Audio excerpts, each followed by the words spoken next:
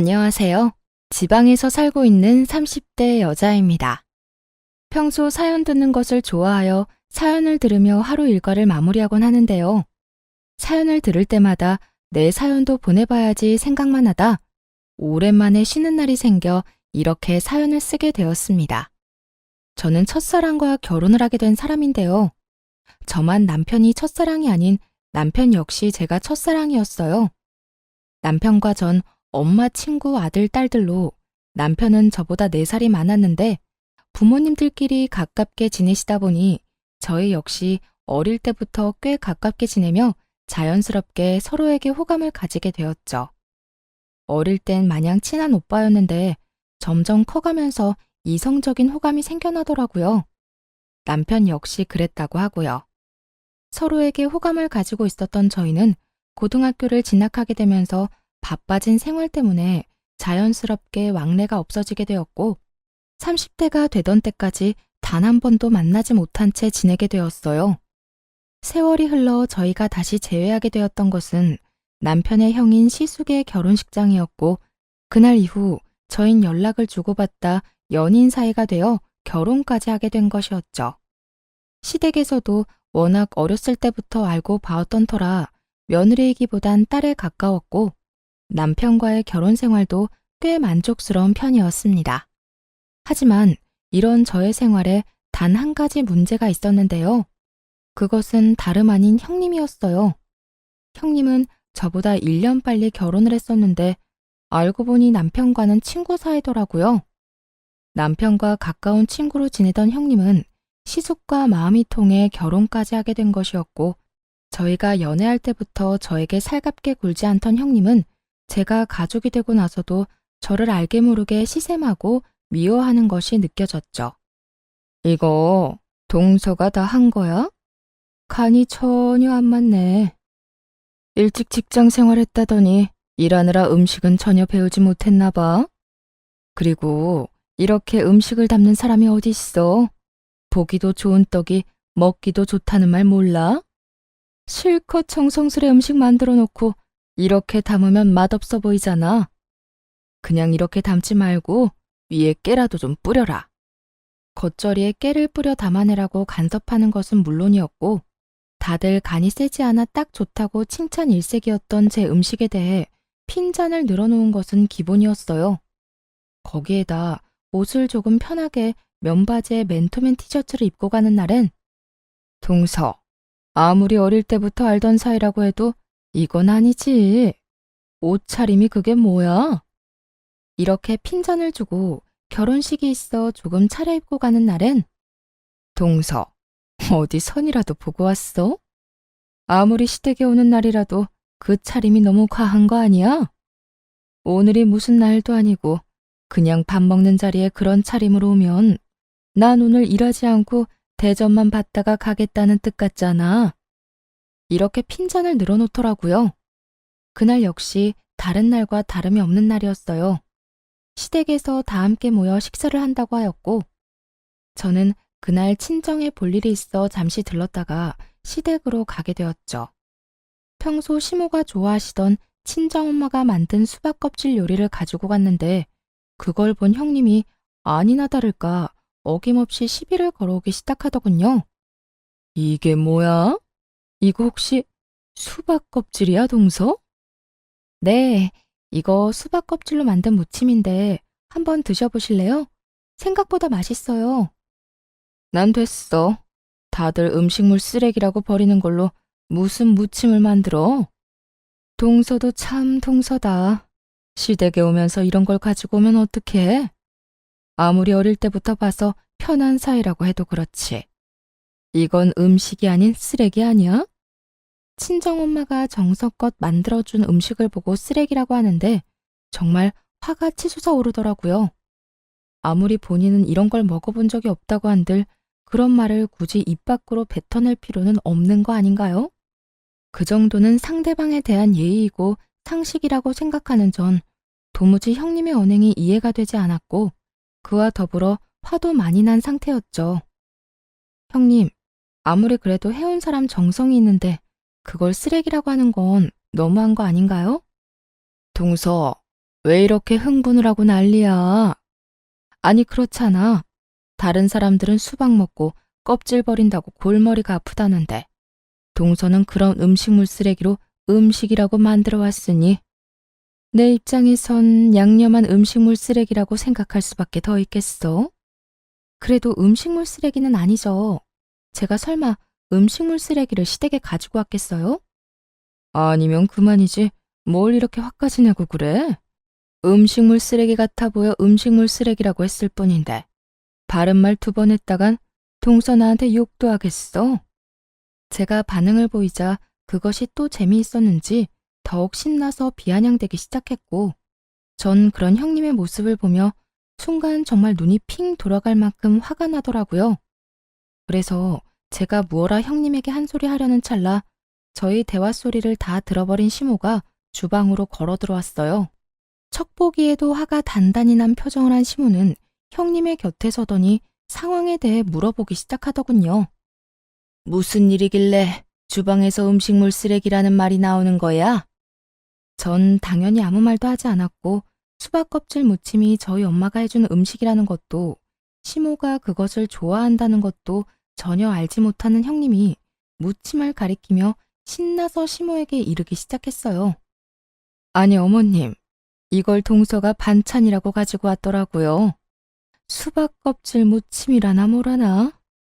그래서 음식물 쓰레기라는 말이 나왔다는 게야? 그렇잖아요. 요즘 세상에 먹을 게 얼마나 많은데 이런 걸 가지고 오는지. 괜히 어머님 보시면 기분 나쁘실 수도 있겠다 싶어서 제가 나서서 한 소리 하고 있었어요. 시모의 표정은 더욱 굳어져만 갔고 그런 시모의 표정이 심상치 않음을 느꼈는지 시모의 눈치를 살피며 의아한 표정을 짓더라고요. 어머님, 왜 그러세요? 혹시 기분 나쁜 일 있으세요? 기분? 당연히 기분 나쁘지. 요즘같이 먹을 거 많은 세상에 이런 걸 가장 좋아하는 사람이 바로 나다. 이거 둘째 친정엄마가 나 먹으라고 직접 해서 보낸 것 같은데 너 어떻게 말을 그렇게 할 수가 있니? 네가 못 먹어보고 안 먹는 음식이면 전부 음식물 쓰레기라고 하는 거니? 어쩌면 애가 이렇게도 생각 없이 말을 하는 게야? 형님의 얼굴은 순식간에 새빨개져 아무 말도 하지 못하고 있었고 시모는 그런 형님의 모습이 더욱 화가 난다는 듯 호통을 치기 시작하더군요. 그제야 정말 큰일이 났다 싶었는지 시모에게 빌기 시작했어요.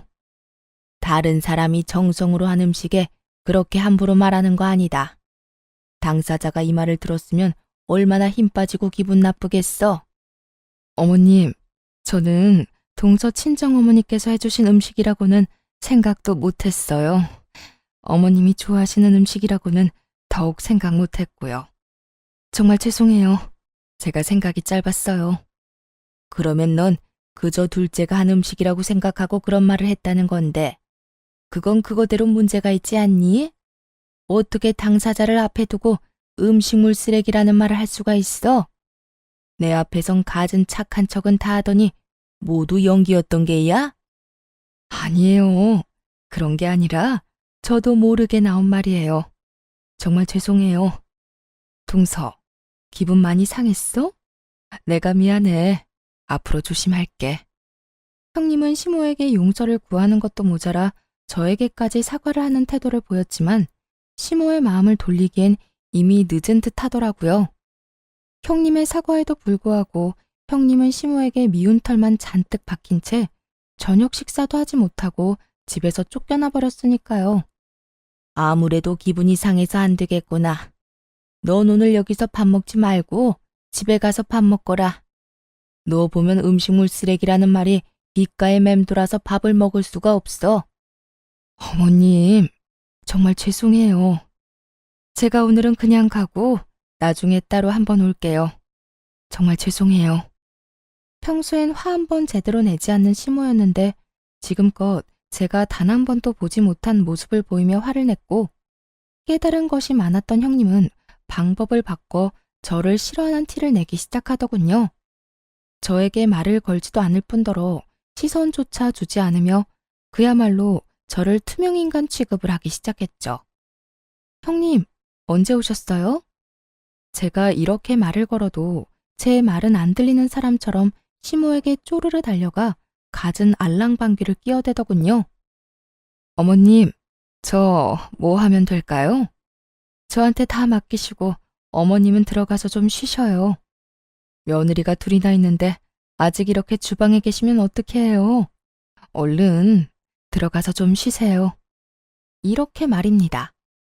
따져보자면 제가 잘못한 것이 있는 것도 아닌데 저에게 화풀이하는 것도 꼴같지도 않았지만 괜히 아는 척을 해오며 시비를 거는 것보다 훨씬 편안하긴 하더라고요. 워낙 별것도 아닌 것에 시비를 걸어오던 탓에 차라리 무시당하는 편이 더 편안하다고 생각하게 되는 상황이 황당하긴 하지만 어찌되었든 한결 편안해졌으니 되었다고 생각하던 참이었어요.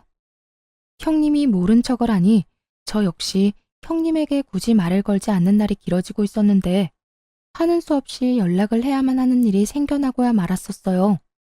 그 이유는 다름 아닌 남편 때문이었는데 대학교 동창이 부친상을 당해 장례식장을 간다며 나간 남편이 연락도 없이 외박을 한 것이었죠.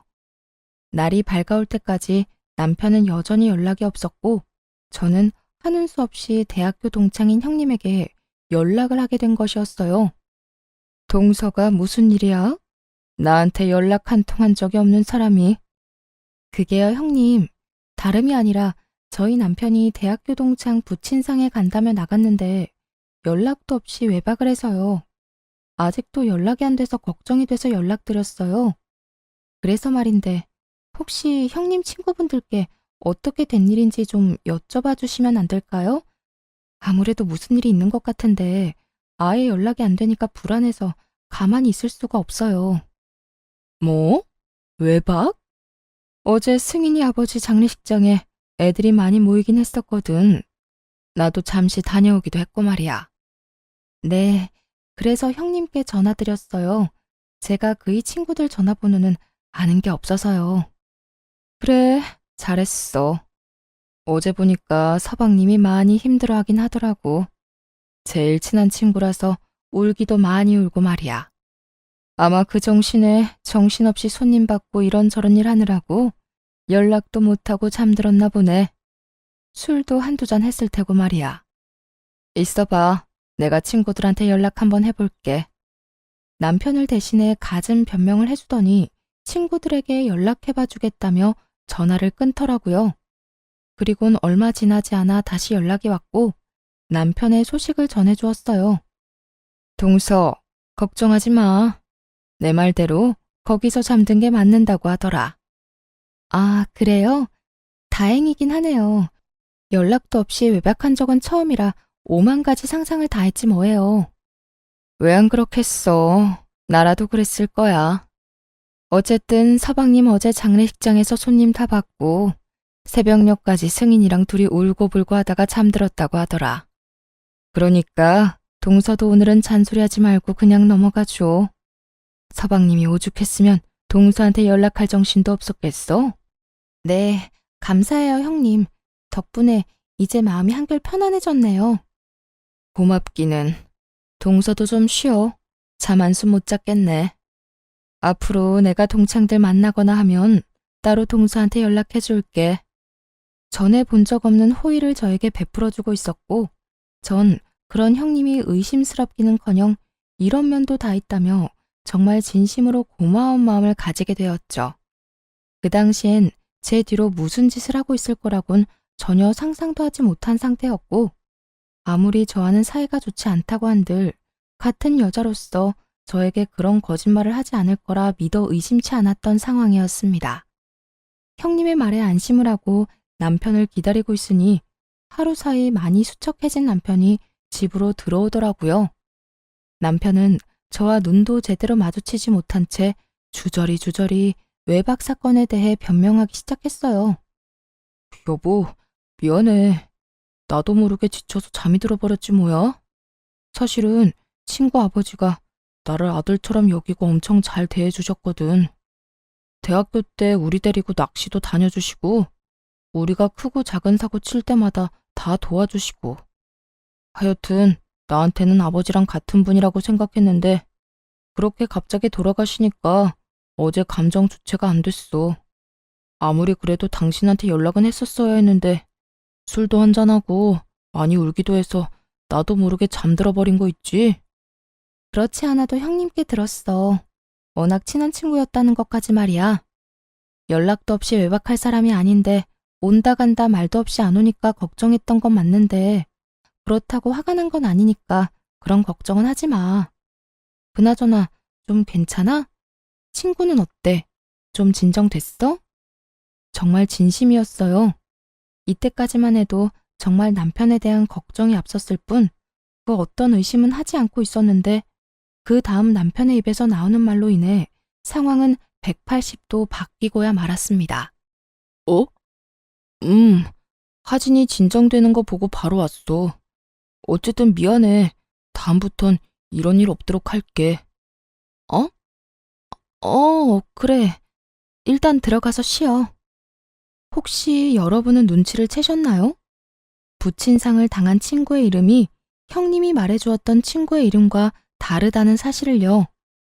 남편은 제 말에 알겠다고 하며 안방으로 들어갔고 전 그런 남편을 보며 의심을 품게 되었죠. 정신이 없다면 이름 정도는 헷갈릴 수 있다고 생각할 수도 있겠지만 그때는 정신이 없기는커녕 정신이 또렷해졌을 때일 뿐더러 남편도 남편이지만 형님이 이름 따위를 헷갈릴 일 없다고 생각했어요. 그 순간 형님이 남편을 대신해서 했던 변명들도 어쩌면 거짓말일 거란 생각이 들기 시작하더니 남편의 모든 행동이 수상하게 보이더군요. 우선 남편의 생활을 지켜보니 일정한 패턴이 있다는 것을 알아채게 되었어요. 남편의 늦는 날엔 꼭 등장하는 인물들이 있었는데 그건 대학교 동창들이었죠. 그때마다 형님은 기다린 사람처럼 저에게 연락을 해와 남편의 알리바이를 제공해 주었고요. 동서, 이야기 들었지? 오늘 친구 모인다는 거. 아, 네. 아까 연락이 와서 급하게 잡힌 약속이라고 저녁 먹고 가볍게 한잔하고 온다고 하더라고요. 나도 잠시 들렸다가 방금 집에 들어왔는데 오늘은 남자애들끼리 모여 있더라고. 내가 동서한테 보내주려고 사진까지 찍어왔어. 전화 끊고 보내줄 테니까 보고 안심하라고. 다 동서가 아는 친구들일 거야. 이렇듯 형님은 늘 본인은 집에 먼저 왔는데 남편은 친구들과 있을 거라며 남편의 증인이 되어주었고 본인이 말한 대로 사진까지 보내주며 제 의심을 잠재우려고 노력하고 있더군요. 한번 시작된 의심은 점점 더 커져만 갔고 도저히 그냥 있을 수는 없더라고요. 전 그 모든 의심스러운 상황에 종지부를 찍고자 흥신소를 이용하기로 했고 며칠 뒤 흥신소에서 전해받은 자료들은 과히 충격적일 수밖에 없었습니다. 사모님, 제가 자료는 다 보내놨습니다. 확인해 보시면 되시고요. 예상하셨다시피 남편이 외도를 저지르고 있던 게 맞더라고요. 상대는 대학 동창으로 그쪽도 결혼을 한 상태였고요. 제가 조사한 바론 남편 형수하고도 관련이 있는 것 같더라고요. 두 사람이 만나는 날엔 거의 대부분 그 형수라는 사람이 처음엔 함께 하다가 자리를 빠져주는 식으로 동창들 눈을 피했고요. 사진이랑 대화 녹음한 것도 있으니 다 확인하시고 연락해 주세요. 들어보니 남편은 외도를 저지르고 있는 것이 맞았는데 상대는 다름 아닌 남편의 동창이자 형님의 절친이더라고요. 녹음된 파일은 남편과 상간녀의 대화였는데 두 사람이 어떻게 시작되었는지 낱낱이 녹음되어 있었죠. 그래서 자기는 언제부터 날 좋아했는데? 그걸 모른다는 사실이 정말 놀랍다. 나 자기 대학교 때부터 좋아했었어. 오랫동안 자기 좋아하다가 도저히 안 되겠다 싶어서 우정까지 포기할 마음으로 고백하려고 했는데 웬 여자랑 결혼한다고 하더라? 내가 그때 얼마나 속상했는 줄 알아? 첫사랑이랑 다시 재회해서 결혼한다는데 내가 진짜 할 말이 없더라. 진작 말하지 그랬어. 그랬으면 우리가 이렇게 힘들게 만날 일도 없었을 텐데 말이야. 그러게. 나도 이렇게 될 줄 알았으면 진작 고백하는 건데. 하여튼 우린 지영이한테 고마워해야 해. 어찌되었든 지영이가 우리 다시 연결해준 거 아니야. 이렇게 유부남 유부녀가 되어 만나게 됐다는 게 좀 그렇긴 하지만 말이야. 하긴 형수님이 중간에서 우리 계속 만나게 해주고 마음 전해주지 않았더라면 우리가 이렇게 서로 마음을 확인하고 서로 좋은 시간을 보낼 일도 없었겠지. 거기에다 형수가 요즘 우리 집사람한테 나 알리바이를 다 대줘서 자기 만나는 게 얼마나 편한지 몰라. 글쎄 사진까지 보내준다더라. 우리 다 같이 모여있는 사진 말이야. 그것도 남자들끼리만 모아서 말이야. 지영이한테 정말 고맙다. 그나저나 자기는 이혼 생각은 있는 거야? 언제까지 이러고 만날 거야? 나야 당장이라도 이혼하고 싶지. 그런데 무슨 계기가 있어서 이혼 말이라도 꺼내볼 거 아니야. 괜히 급한 마음에 이혼 이야기 꺼냈다가 집사람이 무슨 눈치라도 채면 자기나 나나 끝장인 거야. 상간녀, 상간남 위자료에 이혼 위자료까지. 이중으로 돈 나갈 텐데 그 돈을 다 어떻게 해. 하긴 그 돈이면 우리 집도 살 수 있겠다. 알겠어. 나도 우리 남편이랑 최대한 자연스럽게 이혼할 수 있도록 노력해 볼 테니까 자기도 하루라도 빨리 이혼할 수 있게 노력해줘. 나 이렇게 자기랑 몰래 만나는 거 너무 싫어. 나라고 좋아서 이렇게 만나겠어? 내가 빨리 이혼할 수 있도록 해볼 테니까 조금만 기다려줘 자기야. 참 기가 막히더라고요. 들어보니 상간녀는 오래전부터 남편을 짝사랑해왔고 남편이 결혼을 하자 포기하고 딴 남자랑 결혼을 했다가 형님이 중간에서 사랑의 작대기 노릇을 해 연결된 불륜이더군요. 시모 친구 딸인 제가 갑자기 며느리로 들어와 시모와 가깝게 지내는 제가 마음에 들지 않았던 형님이 끊임없이 노력해 연결된 사랑이었던 거죠.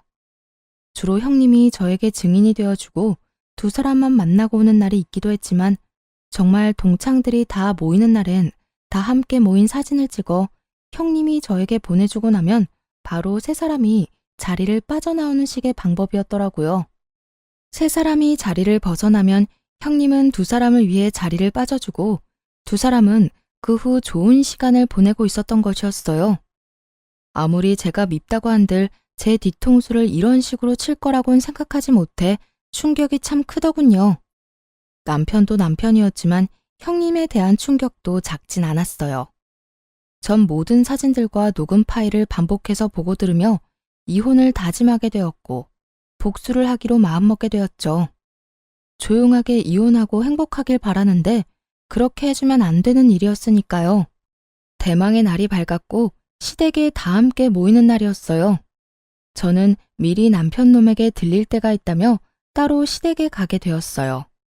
조금 늦게 시댁에 도착하니 온 식구들이 모여 앉아 이야기를 나누고 있었고 정 그대로 시부에게로 다가가 외도 증거들을 건네주었어요. 저에게 여러 증거를 받은 시부는 한참을 그 증거들을 들여다보더니 고함을 질러버리더군요.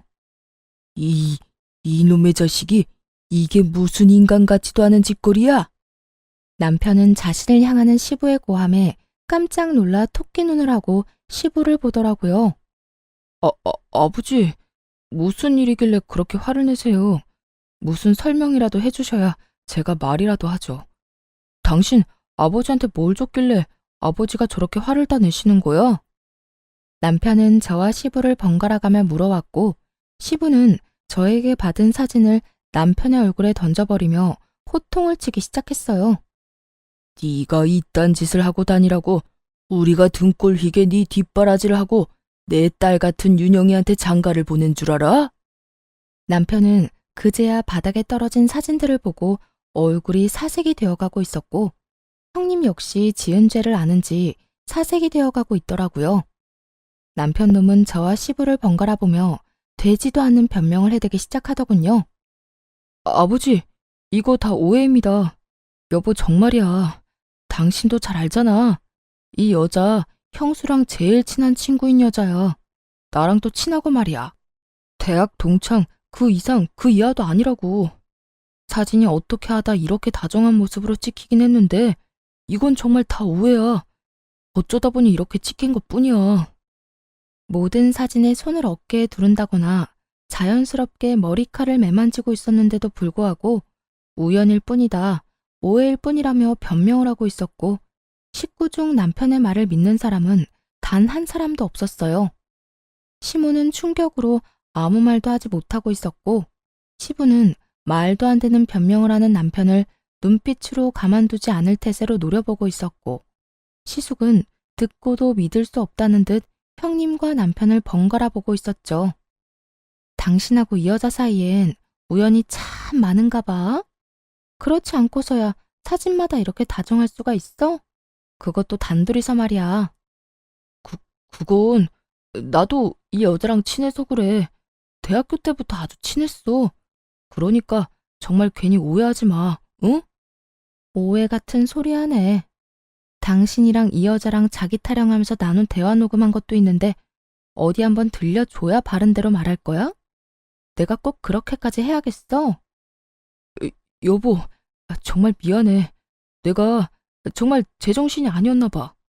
그 여자가 날 대학 때부터 좋아했다고 계속 매달려서 나도 모르게 그렇게 돼버렸어. 그런데 여보, 난 그 여자한테 진심이었던 적은 단 한 번도 없어. 진심이야. 정말 단 한 번도 진심으로 그 여자를 마음에 품은 적 없다고. 당신 지금 그걸 말이라고 해? 당신 마음이 그 여자를 품고 말고는 중요하지 않아. 당신 마음이 어떠하든 당신은 바람을 피웠고 그로 인해 우리가 이혼하게 될 거란 사실은 변하지 않는다고. 제 입에서 이혼 이야기가 나오자 남편은 충격에 빠진 얼굴하고선 저에게 되묻더라고요. 뭐? 이혼? 당신 지금 나랑 이혼하겠다고 한 거야? 당신이 나랑 어떻게 이혼을 해? 당신 나 많이 사랑하잖아. 꼴 같지도 않은 말이었어요. 남편은 자신이 무슨 짓을 하든 제가 본인을 너무 사랑하니 이혼만은 할 수 없을 거라고 확신하고 있더라고요. 그런 밑도 끝도 없는 근거 없는 자신감은 어디서 나오는 것인지 알 수가 없었지만 전 아주 큰 착각을 하는 남편에게 똑바로 다시 이혼을 말해주었죠. 당신 아주 큰 착각을 하고 있는가 본데 다른 여자 좋다는 놈을 내가 왜 사랑해?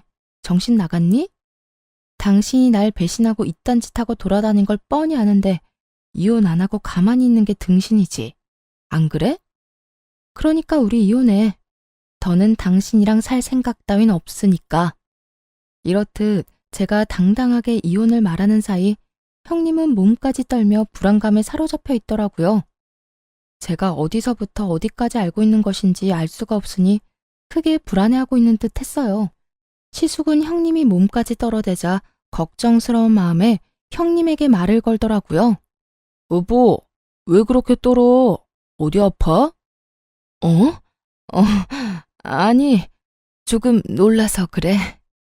시숙의 물음에 애써 말을 돌리고 있었고 전 그런 형님이 빠져나갈 구멍이 없게 형님이 숨기고 있던 사실 역시 그 자리에서 밝혀버렸습니다. 아주버님, 형님 많이 놀랐을 거예요. 제 남편이자 아주버님 동생이 바람을 피우도록 중간에서 도왔던 사람이 다름 아닌 형님이거든요. 뭐요? 재수씨, 그 말이 사실이에요? 그럼요. 이렇게 된 마당에 저한테 뭐 득이 될 게 있다고 그런 거짓말을 하겠어요. 그리고 또 알려드릴 게 있는데 형님 역시 다른 남자와 외도를 저지르고 있더라고요. 상대 역시 대학 동창이자 유부남이고요. 절친하고 서방님이 외도를 저지르니까 그게 부러웠나? 뭐 좋은 일이라고 그런 것까지 따라하는지 모르겠네요. 맞아요.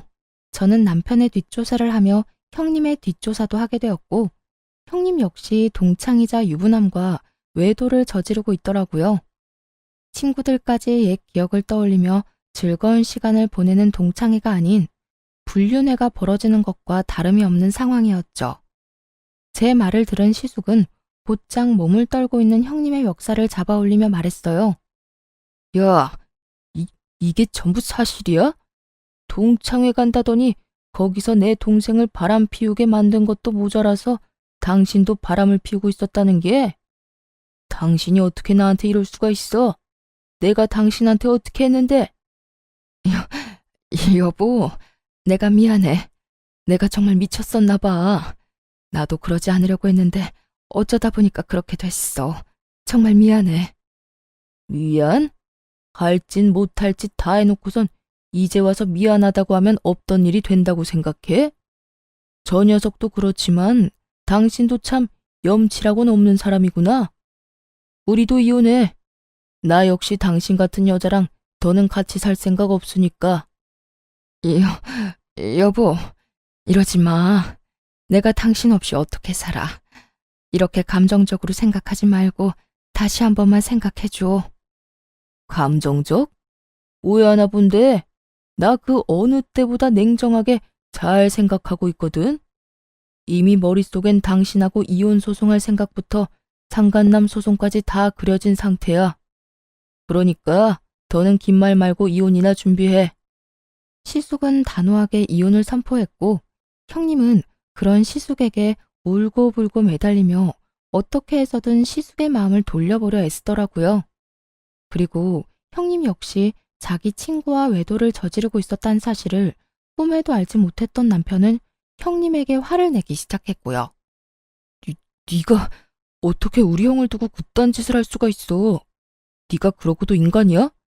이딴 짓거리나 하려고 우리 형 소개해달라고 날 쫓아다녔던 거야? 남편은 본인이 지금 어떤 잘못을 저질러 제 앞에 무릎을 꿇고 앉아있는 것인지 잊은 듯했고 전 남편에게 현실을 자각시켜 주었어요. 당신이 지금 입댈 주제나 된다고 생각해? 남 신경을 쓰지 말고 당신 이혼이나 신경 써. 누가 누구한테 질책을 하고 있어? 남편은 그제야 자신의 처지가 형님과 다르지 않다는 걸 깨달은 것인지 급하게 저에게 매달리기 시작하더군요. 여보, 내가 정말 잘못했어. 내가 정 꼴 보기 싫으면 우리 부모님을 봐서라도 나 한 번만 용서해주라. 우리 부모님이 당신 딸처럼 예뻐했었잖아. 남편은 감히 시부모님들을 입에 올리며 저에게 매달리고 있었고 이때껏 잠자코 상황을 지켜보던 시부가 상황을 정리해버리기 시작했어요. 어디서 우릴 파는 게야? 우린 너 같은 놈이랑 계속 살라고 할 생각 없다. 아버지, 그리 불러도 소용없어. 넌 당장 이혼하고 이혼과 동시에 이때껏 우리가 줬던 모든 것을 다 내놓거라. 집, 차, 카드까지. 하나도 남김없이 다 내놓고 이 집에 기어들어올 생각도 하지 마. 아버지, 이렇게까지 하실 필요는 없잖아요. 이렇게 남김없이 다 가지고 가시면 전 어떻게 해요? 이렇게까지 하게 만든 놈이 누군데 감히 말대꾸를 하는 게야? 시부의 호통에 남편은 제가 이혼을 말할 때보다 더 절망적인 표정으로 고개를 푹 숙이더군요. 그럴 수밖에요. 시댁은 재산이 좀 있는 편이었는데 자식들이 조금이라도 편히 살라고 지원을 아낌없이 해주던 상황이었어요. 그 덕분에 남편은 월급은 월급대로 다 쓰고 부모님들의 지원으로 낭비를 펑펑하고 살았던 사람이었죠. 그런데 그런 남편에게 모든 지원을 끊겠다고 하니 그것이야말로 마른 하늘의 날벼락 아니겠어요? 남편은 아무리 생각해도 지원만은 끊길 수 없었는지 시부에게 더 간절하게 매달리기 시작하더군요. 아버지, 제가 아버지가 시키는 대로 이 사람이랑 이혼하겠습니다. 그러니까 지원은 끊지 말아주세요. 최소한 집이랑 차는 계속 제가 가지고 있게 해달라고요. 사람이 집은 당연히 있어야 살아갈 거고 회사는 다녀야 하니 차는 있어야 할 거 아니에요. 그러니까 아버지, 제발 한 번만 더 생각해 주세요. 제발요. 집이나 차가 필요하면 네 능력으로 사. 이때까지 우리가 그만큼 도와줬으면 최소한 네 통장에 그만한 돈은 있어야 정상이지. 어찌되었든 내 할 말은 끝났으니 더는 긴 말 시키지 마. 시부의 뜻은 확고했고 시부의 말이 끝나자마자 시숙 역시 형님에게 당장 소송을 준비하라고 말하더군요. 상황은 돌이킬 수 없는 상황이 되어버렸고 남편과 형님은 눈물을 펑펑 쏟아내며 빌기 시작했어요. 여보, 그런 말 하지 말라니까. 내가 어떻게 당신이랑 이혼을 해. 난 절대 당신이랑 이혼 못해. 내가 정말 잘못했다니까. 그 남자랑 그렇게까지 깊은 관계도 아니었고 정말 실수에 가까운 만남이었어. 여보, 아버지 말 다 들었지. 나 이렇게 불쌍해졌는데 그래도 나 버릴 거야? 그러지 말고 다시 한 번만 다 용서해줘. 우리가 보통 부부야? 첫사랑이었던 우리가 그 긴 세월을 돌고 돌아 다시 만나 결혼까지 하게 된 부부잖아. 그런 우리가 이까진 일로 이혼한다는 게 말이나 되냐고.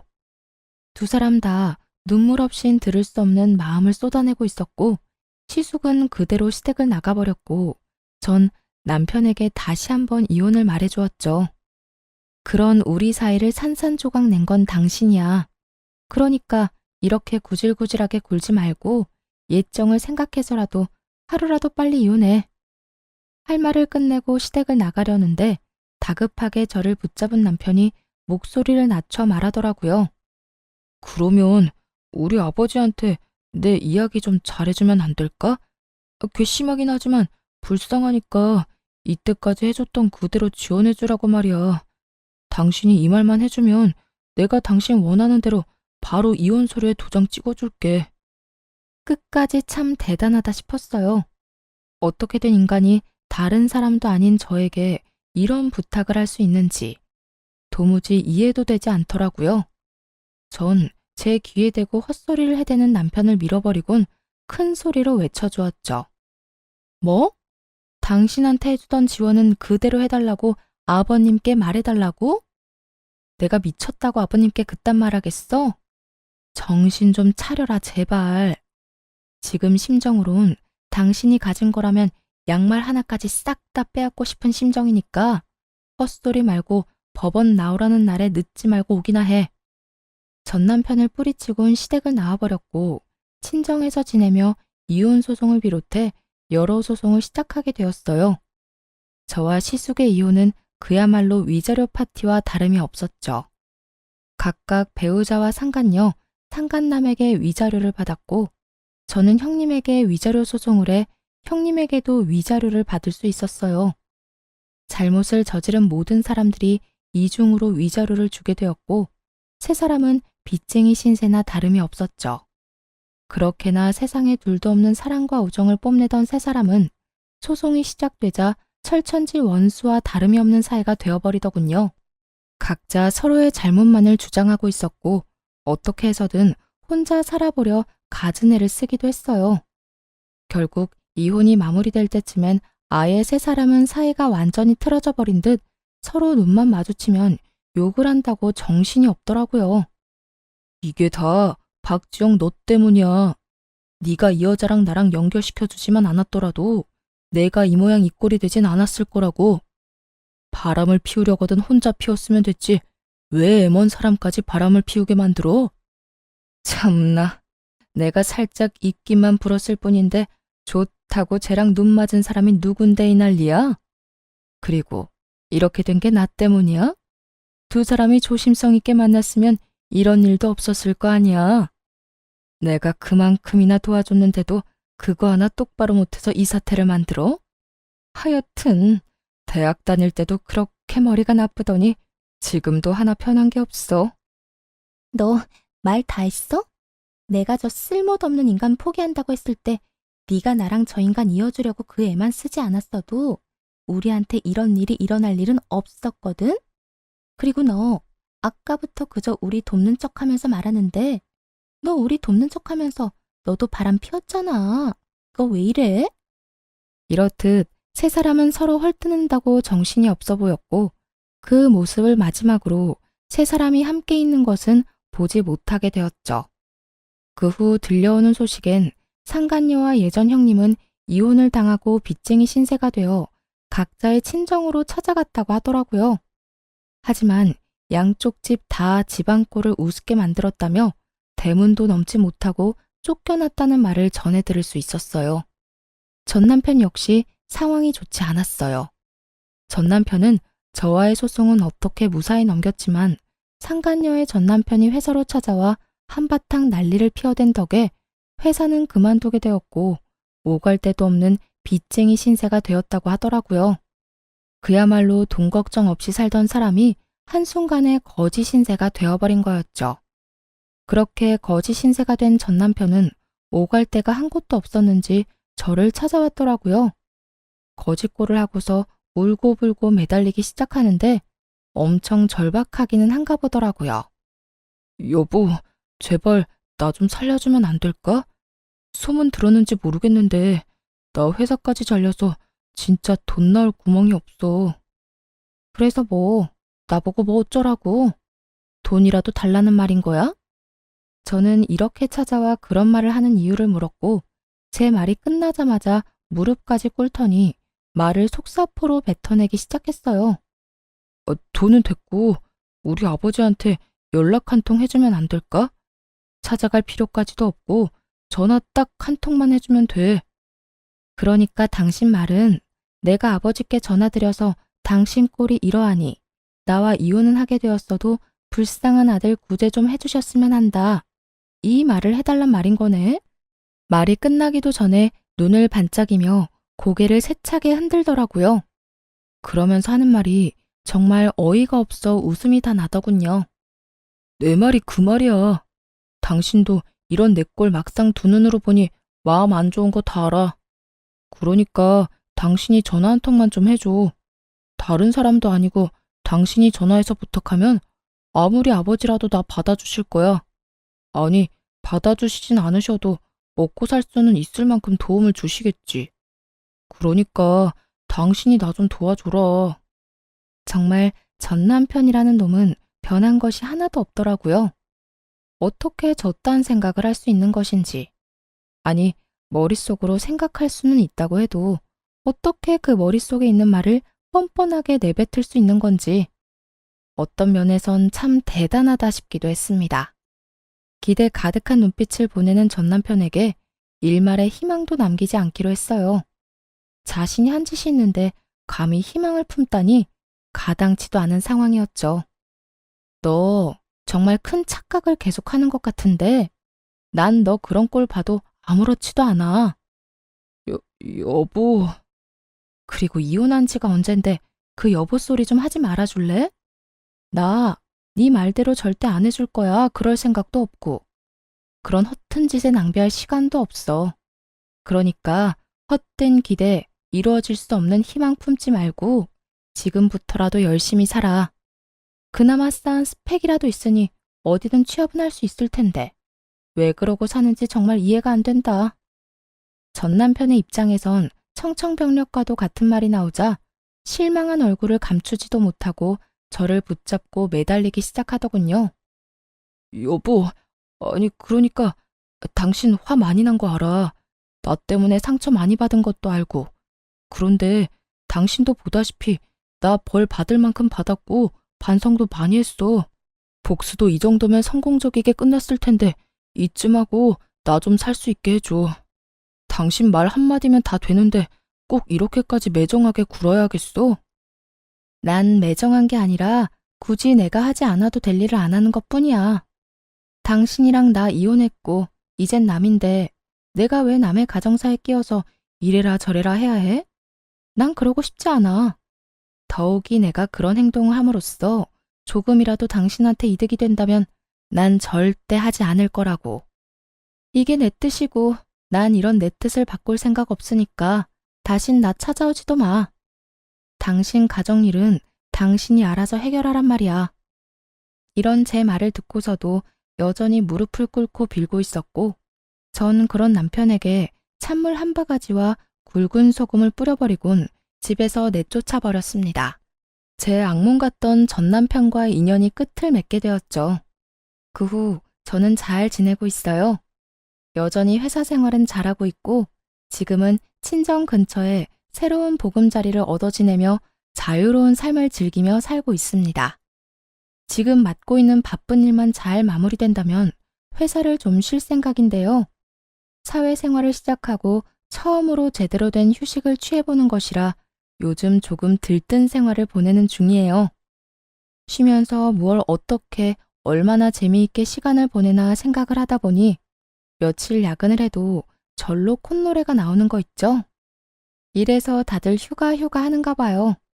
거기에다 전 긴 휴가보다 더욱 길게 쉴 예정이니 더욱 행복한 나날들을 보내고 있는 중이랍니다. 이혼을 하고 난 후 아무래도 부모님이 가장 큰 걱정이었는데 부모님은 저를 더 걱정하고 계시더라고요. 한동안 친정에서 시간을 보낸 적이 있었는데 엄마가 저를 안아주시더니 이런 말을 하더군요. 우리 딸 많이 힘들지? 하필 이혼 사유가 그런 거라 엄마 아빠도 마음이 참 좋지 않구나. 더군다나 그 상대가 우리도 아들처럼 여기던 녀석이라 마음이 더 안 좋아. 우리 속도 이런데 넌 오죽하겠어? 그런데 딸, 살다 보면 이런 일도 있고 저런 일도 있는 거야. 지금 우리 딸이 겪고 있는 이런 일을 겪지 않았다면 더없이 좋겠지만 아픈 일은 일어나 버렸고 되돌릴 수도 없으니 엄마 아빠 품에서 잘 흘려보내도록 해보자.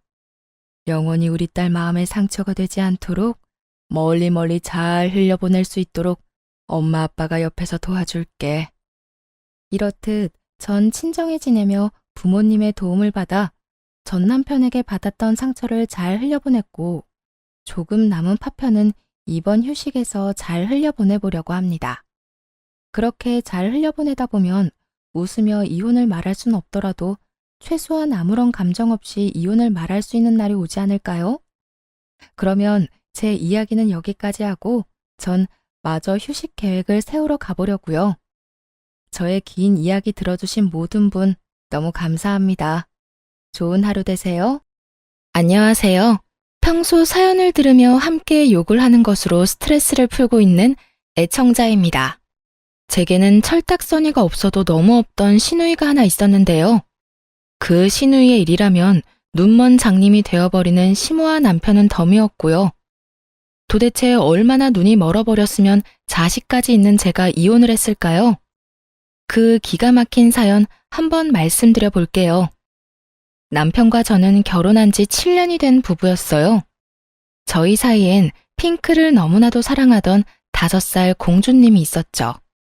친정은 멀리 있어서 육아를 도와주지 못했습니다. 시댁은 친정보단 가깝긴 했지만 그 어떤 도움도 주지 않던 상황이었어요. 그래서 오롯이 혼자 육아를 했고 딸이 울면 안고 달래며 함께 울곤 했어요. 처음 엄마가 되니 너무나도 힘들고 때론 외롭고 또 때로는 참 무섭더라고요. 사랑하는 딸을 키우며 많이 행복했지만 남편도 저도 둘째는 꿈도 꾸지 않았습니다. 그만큼 많이 힘들었거든요. 아무튼 그렇게 눈물로 키운 딸이 5살이 되던 해 충격적인 소식을 하나 들었습니다. 남편과 나이 차이가 꽤 나는 시누이가 20살이 되자마자 덜컥 임신했다지 뭐예요. 심지어 아기 아빠가 누군지도 모르는 아기를 말입니다. 아, 진짜 미치겠어. 지훈이 임신했대. 이 일을 정말 어쩌면 좋냐? 뭐? 아가씨가? 이제 갓 20살밖에 안 됐는데 임신? 남자친구가 있었어? 남자친구가 있었으면 차라리 다행이지. 밤마다 클럽이나 다니는 것 같더니 아기 아빠가 누군지도 모른단다. 내가 참 기가 막혀서. 이놈에게 집에 진짜 머리를 빡빡 밀어넣을 수도 없고 미치겠다 정말. 뭐? 이 일을 정말 어떻게 해? 당연히 수술해야겠지?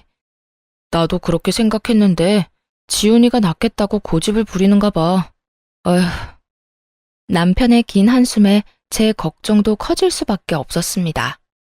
그 후 온 식구들이 나서 신우를 말려봤지만 소용없었어요. 오히려 결심이 확고하게 선 듯 집까지 나가 소식을 끊어버리더군요. 그리고 10달이 지난 후 시누이는 갓난아기를 안고 나타났습니다. 처음엔 눈물 없이 볼 수 없는 모성애를 뽐내며 아기를 잘 보살피더라고요.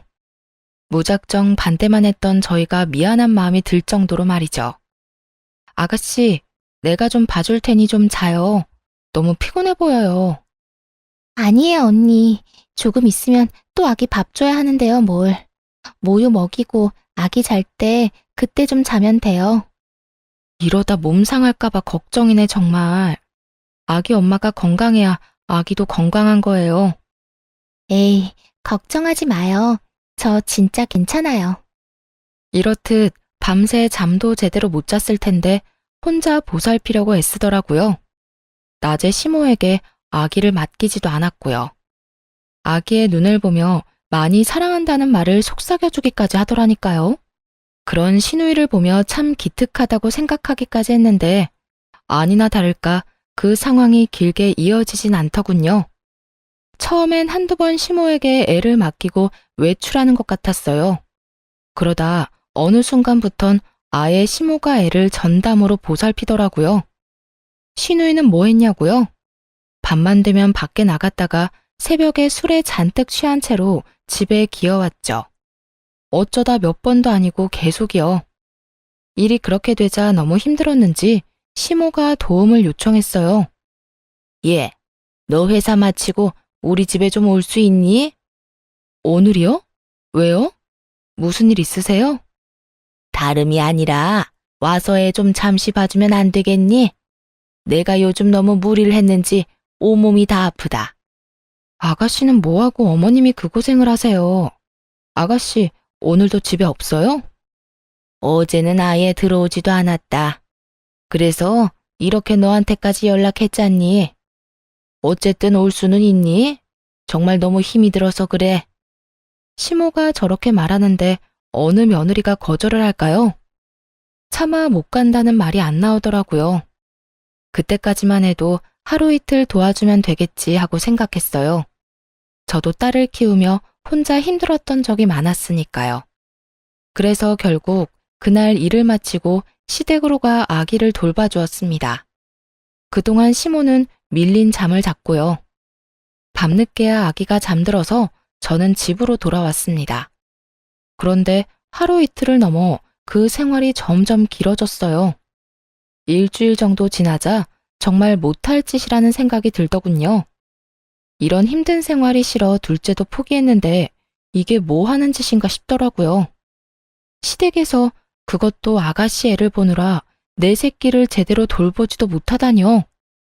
심지어 회사 생활에도 지장이 생길 정도였습니다. 더 열받는 건 뭔지 아세요? 아기의 엄마는 밤마다 술 퍼마시고 놀고 새벽에는 잠자기 바쁘다는 거예요. 엄마도 아닌 저는 낮에는 일하고 밤에는 남의 애를 보는데도요. 당연히 그 상황을 달갑게 생각하기란 어려운 일이었죠. 그래서 문제의 그날 도우러 오라며 전화한 시모에게 말해버렸습니다. 더는 못 가겠다고요. 어머님, 앞으로는 이렇게 못 도와드릴 것 같아요. 낮에는 회사 생활, 밤에는 아가씨 애 돌보고 집에 가선 딸 챙기고 집안일해요, 저. 몸이 10개라도 모자랄 만큼 힘들어요. 또 제가 노는 사람도 아니고요. 뭐? 네가 안 오면 나는 어떻게 하니? 너는 젊기라도 하지. 난 이제 다 늙었어. 애 보느라고 안 아픈 곳이 없다고 하지 않았니? 그런데 네가 앞으로 안 오면 나랑 이 갓난쟁이는 어떻게 해? 왜 저한테 그러세요? 제가 애 엄마도 아니고 애 엄마가 있잖아요. 어머님도 이 고생하지 마시고 아가씨를 못 나가게 하세요. 머리를 밀든 다리를 분지르든 어떻게 해서든지요. 이게 뭐예요? 그렇게 가족들이 말릴 때는 애 낳아 들어오더니 지금은요. 아가씨 본인이 잘 키울 수 있다고 집까지 나갔던 건 잊었다 쳐도요. 나 몰라라 술만 퍼마시고 다니는 상황이 말이 된다고 생각하세요? 둑이 터지듯 그간 쌓였던 말을 시모에게 다 해주었습니다. 그러나 시모는 전혀 동의하지 않는다는 듯 시누이 편을 들기 시작하더군요. 저를 매몰찬 사람으로 몰기까지 하면서요. 무슨 말을 그렇게 하니? 너 정말 인정이라고 눈꼽만큼도 없는 애로구나. 우리 막내가 애는 낳았어도 이제 21살이다. 너도 그런 시절이 있었으니 잘 알 거 아니야. 그 어린 나이에 얼마나 나가서 놀고 싶겠어. 나 같으면 도와달란 말 안 해도 돕겠다. 저 좋은 나이에 미혼모 된 아이 불쌍하게 생각해서라도. 근데 넌 어떻게 된 애가 힘들다고 시누이 머리카락이나 밀라는 말을 할 수가 있어? 가족끼리 그렇게 매정하게 구는 거 아니다. 가족끼리 돕고 사는 거 저도 참 좋아해요. 그런데 이건 아니죠. 말이야 바른 말이지. 제가 어머님한테 울면서 전화했을 때 뭐라고 하셨어요? 우리 딸 키우느라 너무 힘들어서 겨우 전화했을 때 뭐라고 하셨냐고요. 자기 자식은 자기가 알아서 키우는 거라고 하지 않으셨나요? 그런 어머님이 이제 와서 가족끼리 돕고 사는 거라고 하시니 뭐 썩 와닿진 않네요. 그땐 그때고 지금은 상황이 전혀 다르지 않니? 너는 남편이 있었지만 우리 막내는 혼자이지 않니? 어린애가 남편도 없이 출산하고 얼마나 우울했겠어. 저렇게라도 풀어야 할 거 아니야. 우울한 마음 푸는 거 좋죠. 좋은데 아가씨는 가끔이 아니고 하루가 멀다고 저러고 다니잖아요. 말이 나왔으니까 하는 말인데요. 아가씨가 가끔 힘들어서 도와달라고 했으면 저 군말 없이 와서 도왔을 거예요. 저렇게 정신 못 차리고 놀러 다니는 게 아니라 애를 잘 돌보면서 부탁했다면요. 그런데 지금 엄마는 놀러 다니고 엄한 사람이 고생이란 고생은 다 하지 않나요? 전 이런 상황에 끼고 싶진 않네요. 시모는 이미 기분이 상할 대로 상했는지 무조건 집으로 오라고 닥달만 해대더군요. 마치 올바른 사고와 판단을 하지 못하는 사람처럼요.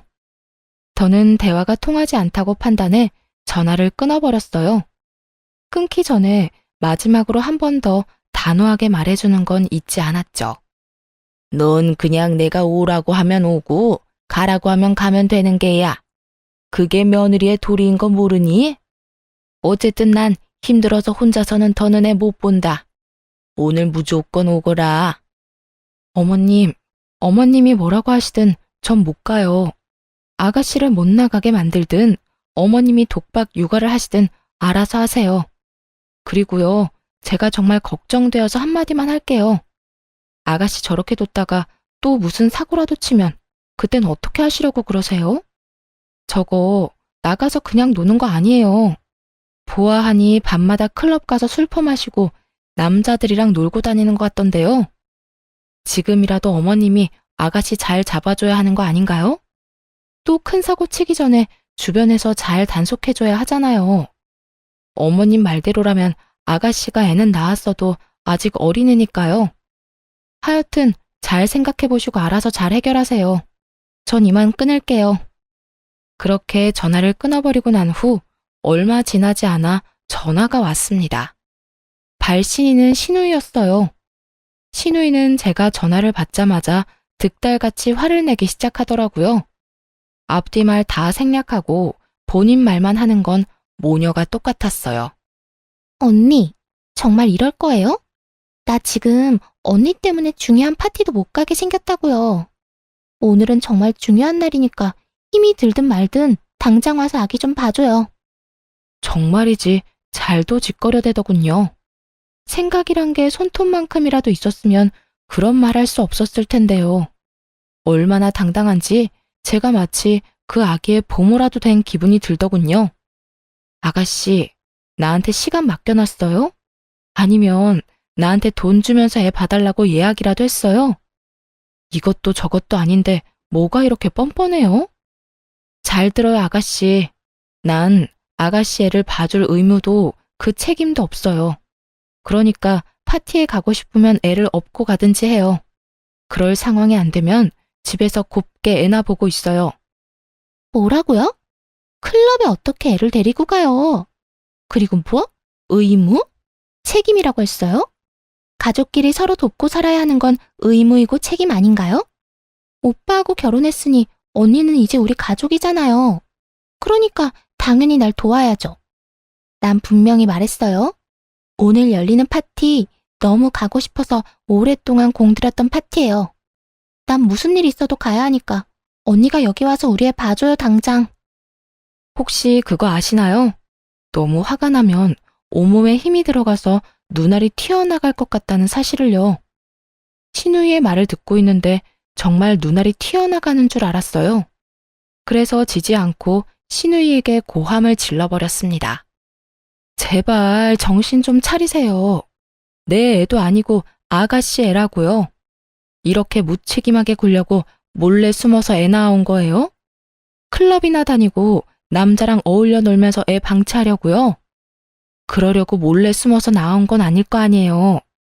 그 파티가 그렇게 중요하면 아가씨 엄마한테나 애 맡기고 나가세요. 나한테 이러지 말고. 제발 정신 좀 차려요. 엄마는 힘들어서 못 봐준다고 누워버렸는데 어떻게 애를 맡겨요? 그러다 우리 애 잘못되면 언니가 책임질 거예요? 그 책임을 왜 내가 지나요? 그렇게 걱정되면 나가지 말고 애를 보면 되잖아요. 또 이상한 말로 괜한 사람 화 돋우지 말고 아가씨 애는 아가씨가 돌봐요. 그렇게 신우이의 전화도 끊어버렸습니다. 그 후로 오는 전화는 싹 다 무시해버렸어요. 개념은 쓰레기통에 버린 시모와 신우이가 번갈아가며 연락해댔지만요. 전화를 받아봤자 들을 말은 뻔했고 괜히 입 아프게 더 말하고 싶지도 않았어요. 그리고 괜히 말을 섞어 헛된 희망을 품게 하고 싶지도 않았고요. 그렇게 계속해서 그들을 무시하던 어느 날이었습니다. 퇴근 시간이 지났는데도 남편이 돌아오지 않아 전화를 걸며 기다리고 있었어요. 그날따라 아무리 연락을 해도 전화를 받지 않더라고요. 다른 건 몰라도 전화 하나는 잘 받는 남편인데 걱정이 커지고 있던 때였죠. 늦어도 7시면 집으로 돌아오던 남편이 9시가 넘어서야 집으로 돌아오긴 했는데요. 혼자가 아니더군요. 네, 그렇습니다. 다들 예상하셨듯 남편은 품에 자기 조카를 안고서 집으로 들어왔습니다. 양손에는 가득 아기용품을 들고요. 뭐야 당신? 왜 애를 우리 집으로 데리고 와? 그게 엄마한테서 연락이 왔는데 막내가 또 집을 나가버렸다네. 그럼 이 애는 어떡해? 하는 수 없이 내가 데리고 왔지. 들어보니 시모가 잠시 한눈을 파는 사이에 신우이가 또 밖으로 나갔다는 거예요. 저는 연락을 받지 않으니 시모가 남편에게 전화를 했던 것이고요. 시모의 연락을 받고 시댁에 간 남편은 도저히 그냥 올 수가 없었다고 하더라고요. 여기저기 안 아픈 곳이 없다고 곡소리를 내는 엄마를 두고 어쩌겠냐면서요. 참나, 그래서 애를 데리고 왔대요. 그렇다고 애를 데리고 오면 어떻게 해? 그 애는 누가 보는데? 당신이 혼자 볼 수나 있어? 그러면 어떻게 해? 엄마는 계속 여기저기 아프다고 하고 애는 엄마 소리에 맞춰서 우는데. 아니, 내가 보니까 말이야. 우리 엄마 너무 힘들었는지 이 어린애가 우는데 제대로 안아주지도 못하더라고. 남편은 오로지 힘들어하는 시모만 생각하며 그 입장을 대변했습니다. 그 모습을 보고는 폭발해버려 남편에게 속에 맺힌 말을 쏟아내버렸어요. 당신 잊었어? 우리가 둘째는 생각도 안 한 이유. 나 우리 딸이 저 애만 할 때 울면 같이 울었어. 너무 힘들고 무기력해서. 내가 그렇게 힘들 때 당신은 당신대로 회사 일 바쁘다고 안 도와줬잖아. 또 시댁은 이런저런 이유 대면서 애 한 번 봐주신 적도 없었으면서. 그래놓고 나한테 내 새끼도 아니고 아가씨 아기를 돌보란 말이야? 심지어 아가씨가 아파서도 아니고 밖으로 싸돌아다니면서 술 먹고 노는데? 아니, 엄마가 자기 자식 내팽개치는 게 말이나 돼? 왜 내가 아가씨 마음 편하게 놀라고 애까지 봐줘야 하냐고. 당신도 알다시피 막내가 아직 어리잖아. 애가 애를 낳았는데 육아를 제대로 할 수나 있겠어?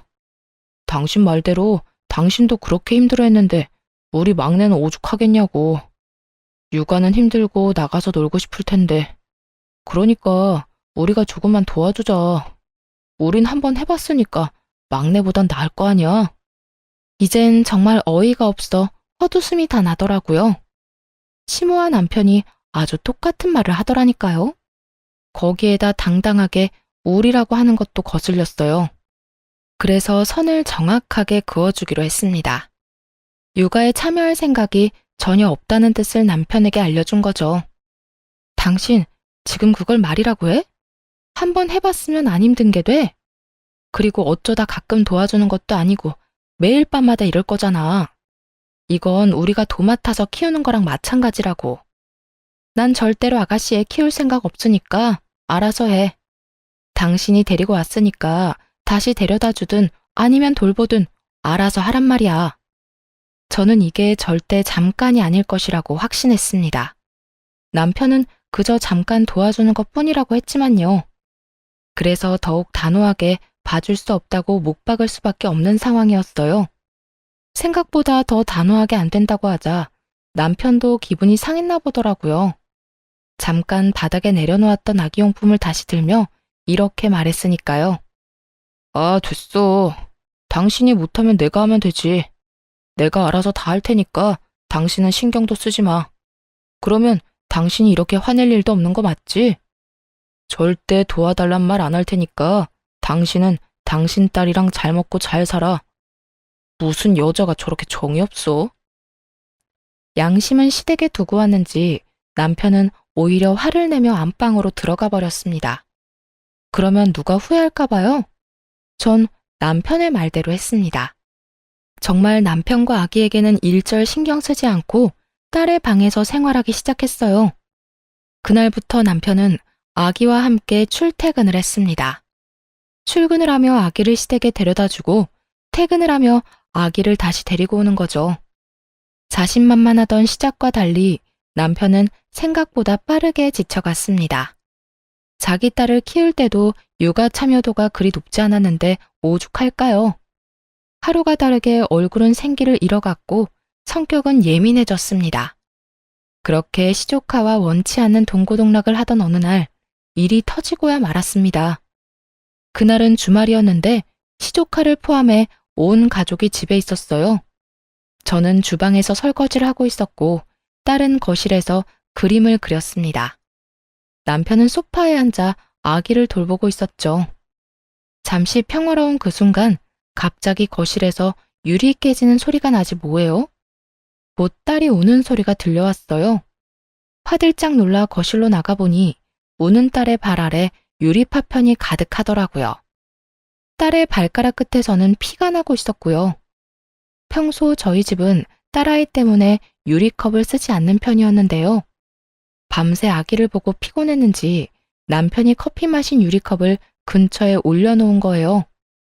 운 나쁘게도 딸이 컵을 건드려 깨지며 발끝을 조금 다친 것이었고요. 많이 다친 것은 아니었지만 자칫하면 큰 사고로 이어질 수 있는 상황이었습니다. 바닥에 떨어진 유리 파편에 발을 더 베일 수도 있으니까요. 그런데 그 상황에 남편은 무얼 하고 있었는지 아시나요? 조카를 소파에 눕히고 똥기저귀나 갈고 있더라고요. 혹시나 다친 곳이 없나 이리저리 살피면서요. 딸, 울지 말고 움직이지도 마. 엄마가 와서 다 처리해 줄 거니까. 아빠는 지금 동생 기저귀 갈아줘야 해. 조금만 기다려. 이게 유리 파편이 떨어진 바닥 한가운데 서서 울고 있는 딸에게 할 말인가요? 그리고 조카 똥기저귀 가는 게 그렇게 중요한가요? 유리 파편을 밟을 위험에 처해 있는 딸보다도 더?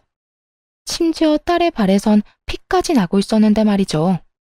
그 광경을 보는데 정말 당장이라도 손을 날려버리고 싶더라고요. 일단 얼른 딸을 안전한 곳으로 데리고 와 치료를 해주었어요.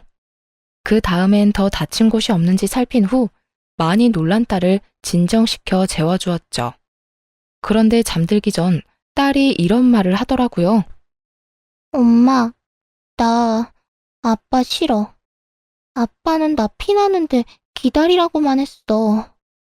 우리 딸 속상했어? 많이 아팠어? 응, 속상하고 아팠어. 나 아빠 싫어. 아빠는 아기만 좋아해. 그런 말을 하고 잠든 딸을 보는데 이건 아니라는 생각이 강하게 들었어요. 단지 이 일 때문만은 아니었어요. 밤새 우는 아기 때문에 딸 역시 잠을 자지 못해 예민해졌고요. 또 남편이 조카를 보느라 딸의 어린이집 행사에 참여를 못한 적도 있었거든요. 결국 화가 극에 달해 결단을 내렸고 안방으로 가 결정을 내리라고 했습니다. 직접 남편의 짐을 싸 건네주면서요. 자, 당신이 결정해. 더는 이렇게는 못 살겠으니까 이 짐을 가지고 시댁에 가서 조카를 돌보든지 아니면 계속 우리랑 살든지. 물론 우리랑 살면 조카는 시댁에 데려다 주는 거고. 자, 당신이 결정하라고. 갑자기 왜 이래? 내가 아기 다 돌보면 아무 상관하지 않겠다고 했잖아. 나보고 알아서 하라면서.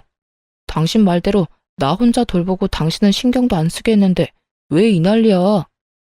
왜 이 난리? 당신 진짜 제정신 아니구나.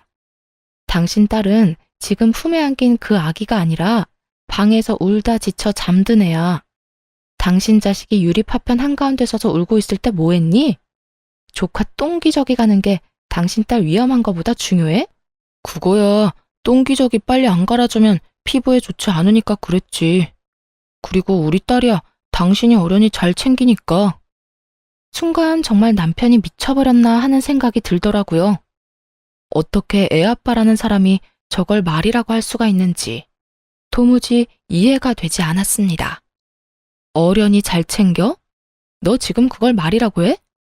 어떻게 발에서 피나는 딸보다 조카 엉덩이가 더 중요하다고 할 수가 있어? 당신 지금 제정신 아니야. 그리고 그것뿐인 줄 알아? 당신 우리 딸 어린이집 행사에 전혀 참여 안 해. 또 우리 딸이 뭐라고 말을 걸어도 제대로 눈도 안 맞춰주잖아. 우리 애가 얼마나 상처받고 있는지 당신은 모르지? 왜 우리 딸이 당신 조카 때문에 이런 상처를 받아야 해? 당신 동생 마음껏 술 마시러 다니라고 왜 내 딸이 다쳐야 하냔 말이야. 상처는 무슨, 당신 너무 오버하는 거 아니야? 우리 딸 이제 겨우 5살이야. 5살밖에 안 된 어린애가 뭘 안다고 상처를 받아? 조카에 대해선 하나부터 10까지 다 꿰고 있으면서 남편은 정작 자기 딸이 상처받을 수 있는 나이라는 건 전혀 모르더라고요. 저에게 무관심한 건 그렇다 쳐요. 이제는 하다하다 딸에게까지 냉담한 남편을 보는데 도저히 참을 수가 없었습니다. 5살이나 됐으니까 상처를 받지. 5살이니까 이 상황이 더욱 이해가 안 되는 거라고. 아, 됐고, 당신이 결정해. 어떻게 할 거야? 난 더는 이렇게 못 산다고 분명히 말했어. 결국 고함을 질러버렸습니다. 남편은 더는 듣고 싶지도 않다는 듯 귀를 틀어막으며 이렇게 말하더라고요. 아, 그래, 알겠어. 내가 그냥 짐 싸들고 나가면 될 거 아니야? 그러니까 당신은 나랑 우리 딸보다 그 애가 더 중요하다 이 말이네? 중요한 게 아니라 애가 불쌍하잖아. 그리고 애만 덜렁 보내면 우리 막내랑 엄마는 또 어떻게 하라고? 애 엄마가 있는데 왜 삼촌이 나서서 이 난리야. 아, 됐어. 나도 당신 필요 없으니까 가려거든 당장 나가. 더는 꼴도 보기 싫으니까 나가라고. 남편은 더 말할 것도 없다는 듯 짐을 챙겨 그대로 나가버렸습니다. 그 순간까지도 딸은 괜찮냐고 걱정도 한마디 안 했어요. 그런 남편의 모습에 오만 정이 떨어지더라고요.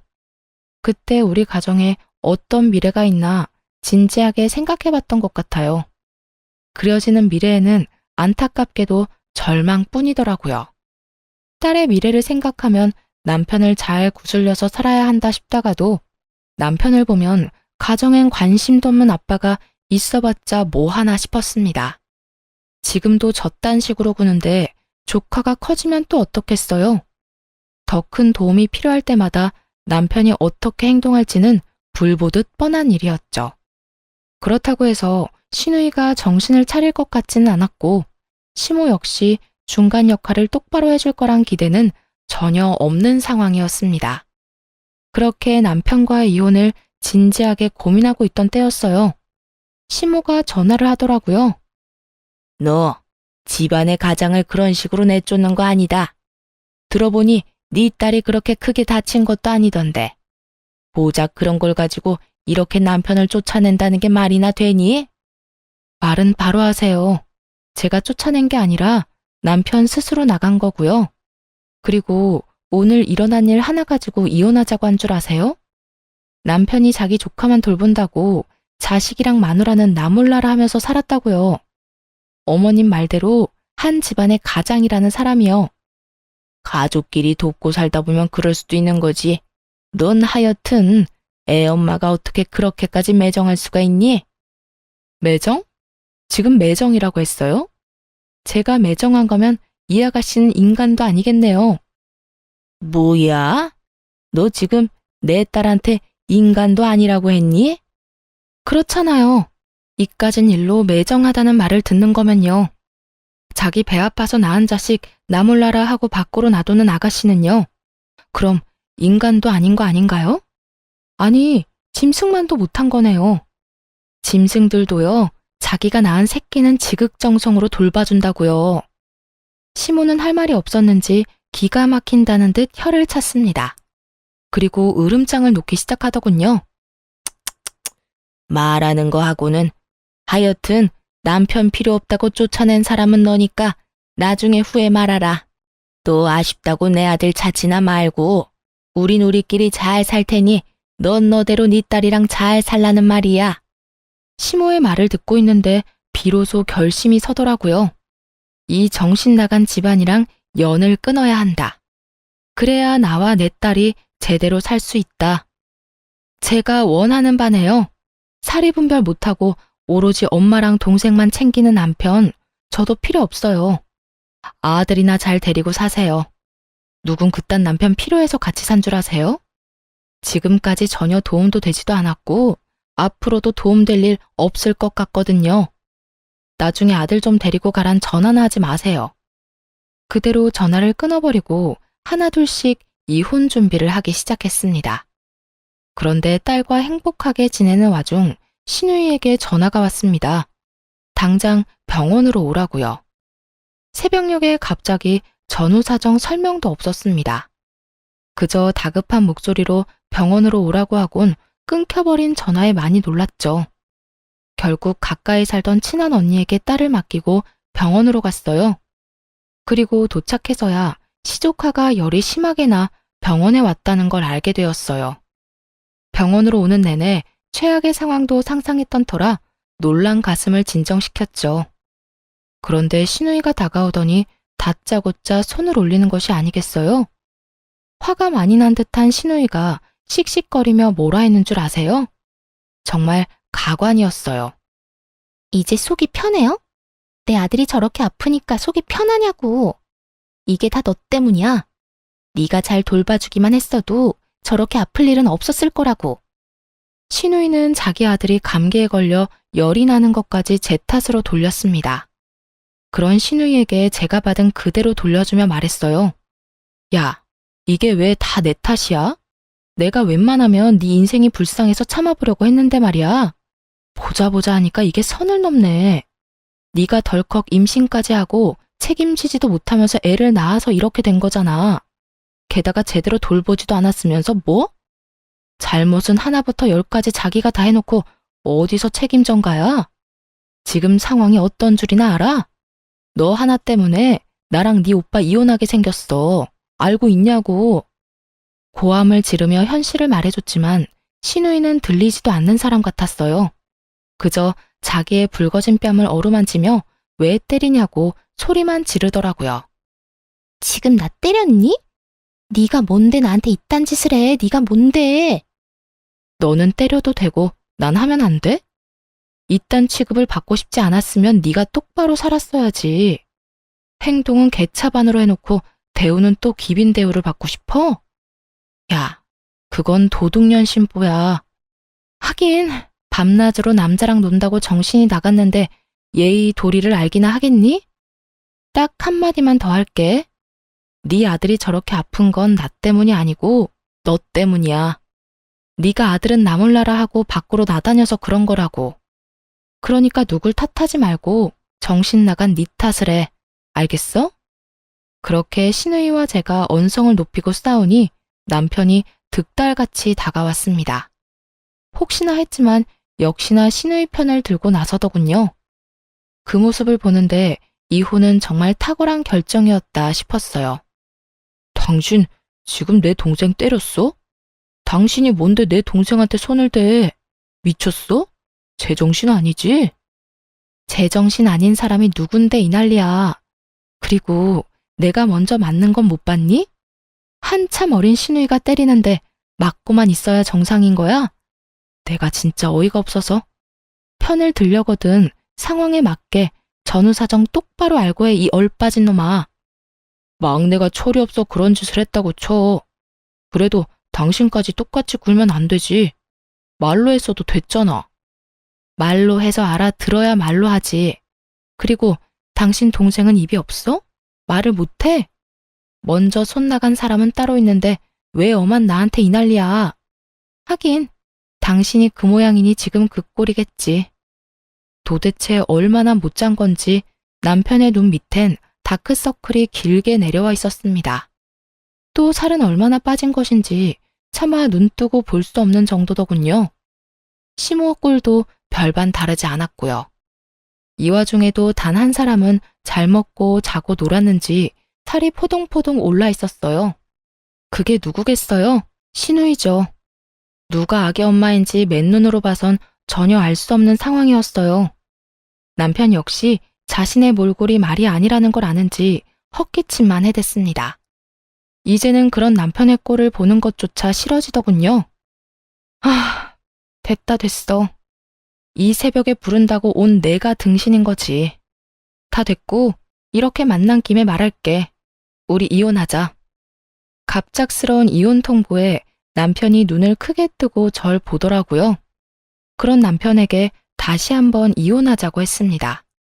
그제야 진심이란 걸 안 남편은 손을 잡아 끌며 저를 달래기 시작했어요. 갑자기 이혼은 무슨 이혼이야. 그리고 병원에서 무슨 그런 이야기를 해.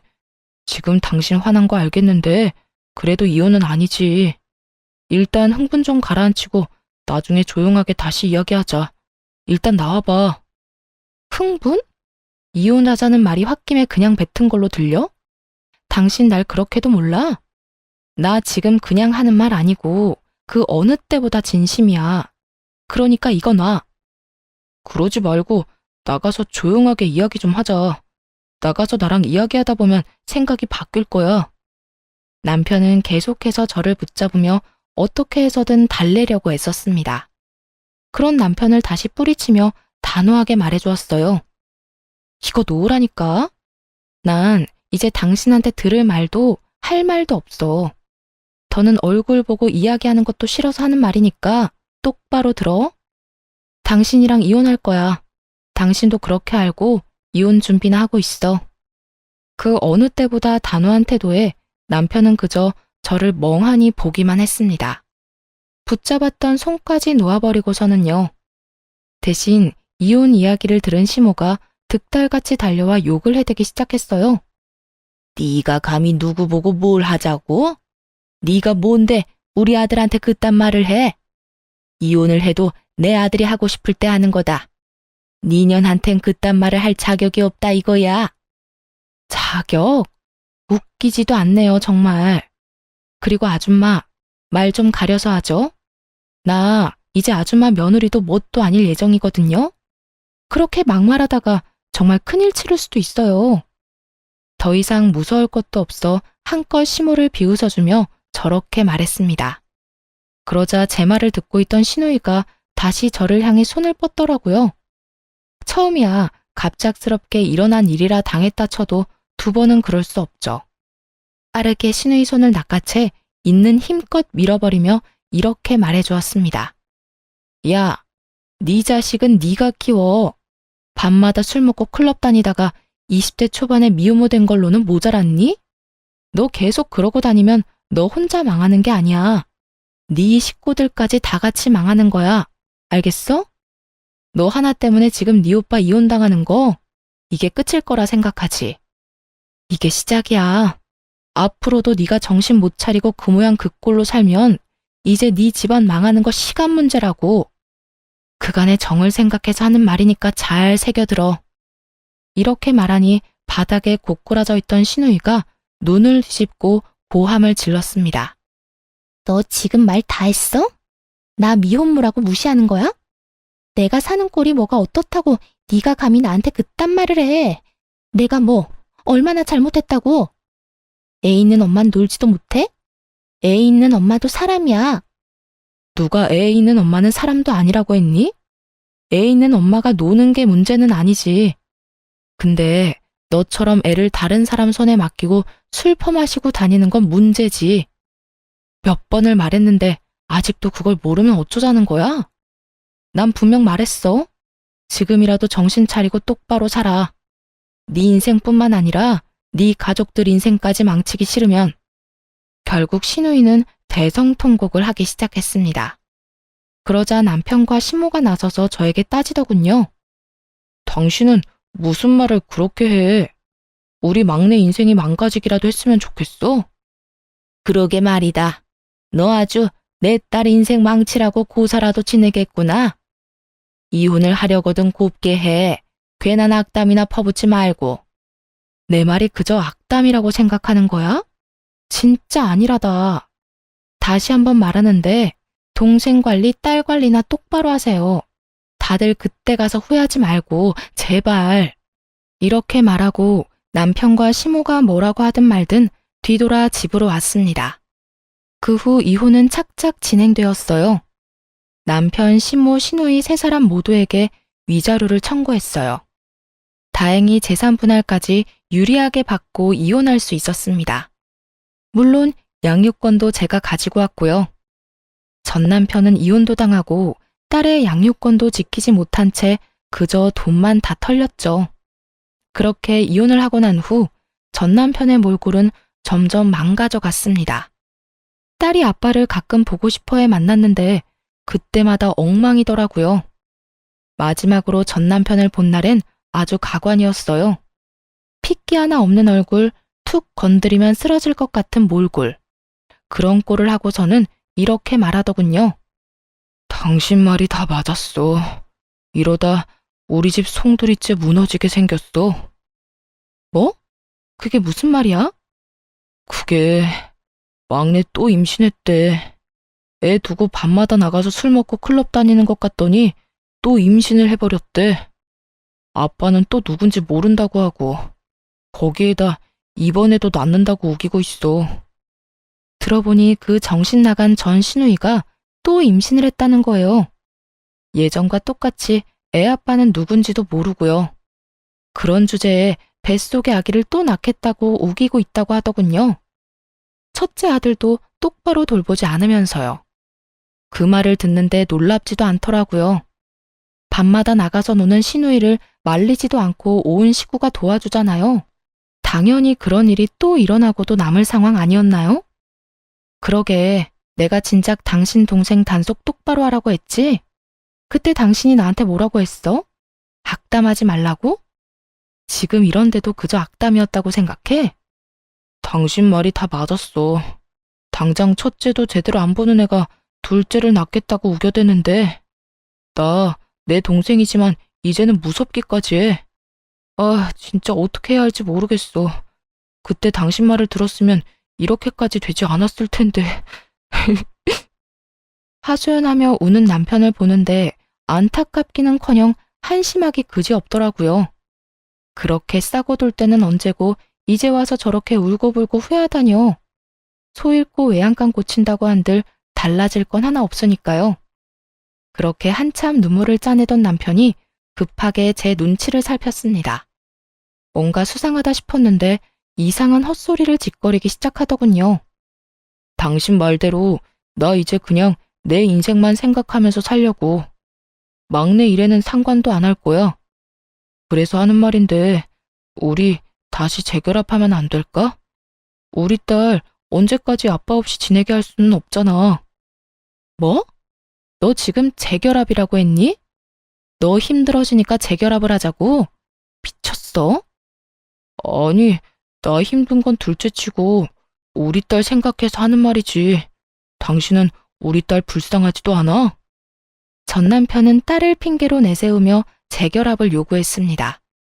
정말 웃음만 나오더라고요. 이전의 일은 기억도 못하는 듯 했죠. 그렇게 딸을 생각하는 사람이 여동생의 자식을 키우느라 이혼당했다는 거요. 그렇게 딸 걱정한다는 사람이 뒤도 돌아보지 않고 이혼했니? 사는 게 지옥 같으니까 이제 와서 우리가 아쉬워?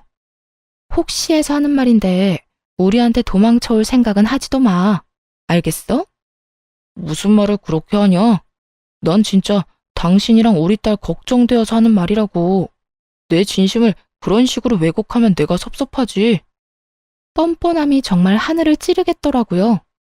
더는 이런 인간과 대화를 나눌 필요가 없다는 생각이 들었어요. 그래서 딸을 챙기고 일어나며 전 남편에게 말했습니다. 섭섭하든가 말든가 그건 당신 사정이고 헛소리할 시간에 양육비나 제대로 보내. 요즘 계속 지급이 늦어지던데 계속 이러면 네 딸 얼굴도 못 볼 줄 알아. 그까짓 양육비 잘 보내면 될 거 아니야. 얼마 되지도 않는 돈 가지고 독촉하기는. 나라고 당신이 좋아서 재결합하자고 한 줄 알아? 다 내 딸을 위해서 그런 거지.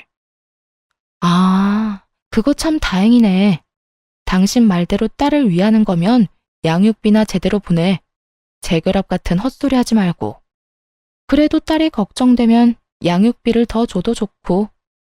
그 말을 끝으로 딸을 데리고 집으로 돌아왔습니다. 그 뒤론 전 남편에게서 온 연락은 없었습니다. 양육비도 들어오지 않아 문제이기는 했지만요. 들리는 소문에 의하면 남편은 연락처를 바꾸고 지방으로 갔다고 하더라고요. 전 시모 소식도 함께 들려왔어요. 든든한 조력자였던 아들이 그렇게 잠적해버리자 태도를 바꿨다고요. 혼자선 감당이 되지 않았는지 집 하나를 팔아 작은 방을 얻어주었답니다. 그러고는 전 신우이에게 이렇게 말했대요.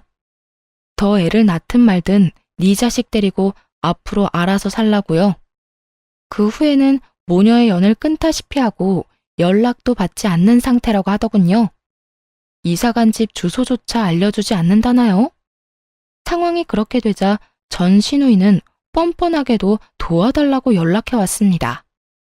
언니, 잘 지냈어요? 이제 와서 왜 이래?